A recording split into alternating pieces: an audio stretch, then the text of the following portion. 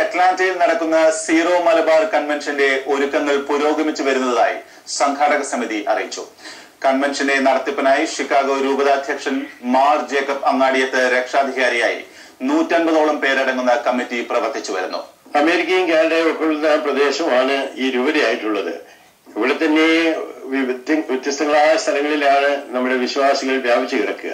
അവിടെ നിന്നുള്ള ആളുകളെ ഇവിടെ ഒന്നിച്ചു കൂട്ടി അവര് നാം ഒരു ജനതയാണ് എന്നുള്ള ആ ഒരു ഉൾക്കാഴ്ചയിലേക്ക് അവരെ കൊണ്ടുവരുവാനും, അതുപോലെ തന്നെ വരുന്ന തലമുറകൾക്ക് ഇതിന് ഉത്തരവാദിത്വമുണ്ട്. അവരെ ഇത് എങ്ങനെ അവരെ ഇതിൽ പങ്കെടുപ്പിച്ച് എങ്ങനെ അവരെ ഇതിന്റെ മെയിൻ ലൈനിലേക്ക് കൊണ്ടുപോകാൻ സാധിക്കുമെന്നുള്ള ചിന്തിക്കാനൊക്കെ ഉള്ള വേദിയാണ്. General convener father Antony Thundathil, youth convener father Vinod Madathipparambil, കൺവീനർമാരായ father John Puthiya Parambil, father Joy Alappatta, father Sebastian Kaniyampady, father George Maliyekkal, Abraham Agasthy, Mathew Jacob എന്നിവർ കമ്മിറ്റികൾക്ക് നേതൃത്വം നൽകുന്നു. നമ്മുടെ രൂപതയിലെ മറ്റ് ഇടവകളെ പോലെ വളരെ കൂടുതൽ ആൾക്കാരുള്ള വലിയൊരു ഇടവകയാണ് അറ്റ്ലാന്റ.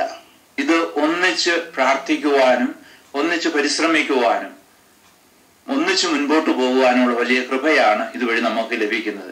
അതോടൊപ്പം തന്നെ സാധാരണക്കാരായ ആളുകൾക്ക് വന്ന് സംബന്ധിക്കാവുന്ന രീതിയിൽ ചെലവ് കുറഞ്ഞ ആകർഷകങ്ങളായ രജിസ്ട്രേഷൻ പാക്കേജുകൾ ഈ കൺവെൻഷന്റെ ഒരു പ്രത്യേകതയാണ്. ഒരു ഇടവേള കൂടി.